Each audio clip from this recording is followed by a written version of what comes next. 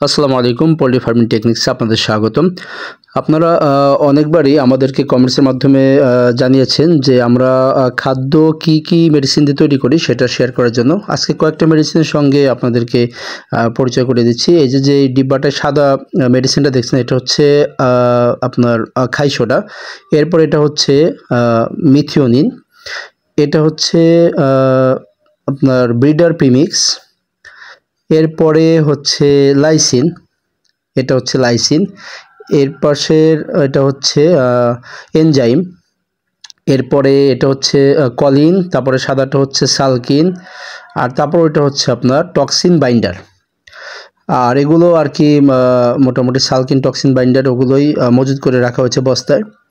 আর এই পাশের যেটা রয়েছে, এই যে এটাতে হচ্ছে আপনার প্রোটিন, এটাতে হচ্ছে প্রোটিন।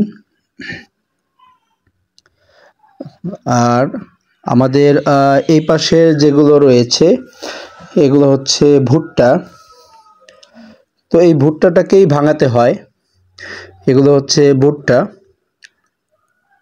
ভুট্টাটাই মোটামুটি বেশি লাগে। আর এই বস্তাগুলোতেও ভুট্টা মজুত করে রাখা রয়েছে। আরও ভুট্টা ছিল, আবার ইনশাল্লাহ নিয়ে আসা হবে।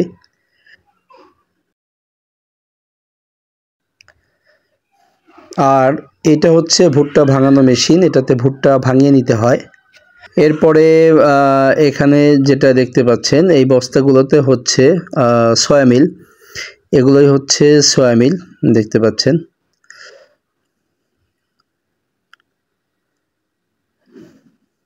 তো ছোটো কাকা এখন আর কি খাবার এর মেডিসিনগুলোকে পরিমাপ করে রাখছেন আমাদের যে চার্ট রয়েছে সে চার্ট অনুযায়ী।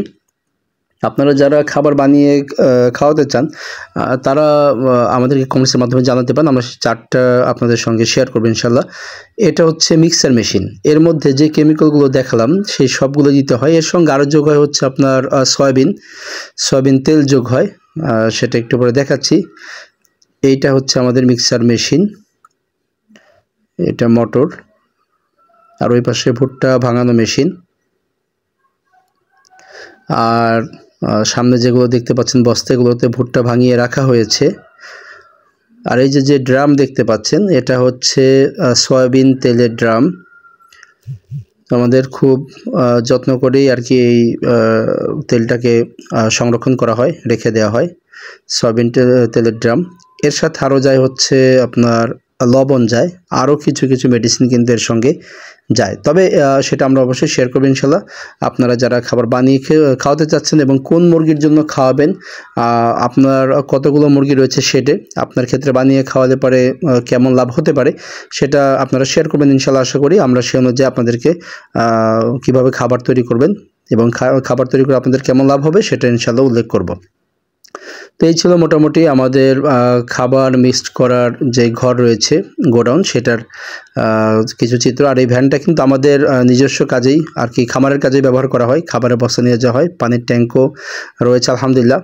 তো আপনাদের যে কোনো বিষয়ে জানার থাকলে মুরগি পালনের ক্ষেত্রে আমাদেরকে কমেন্টসের মাধ্যমে জানাবেন। চ্যানেলটিকে সাবস্ক্রাইব করে সঙ্গে থাকবেন ইনশাল্লাহ। আসসালামু আলাইকুম।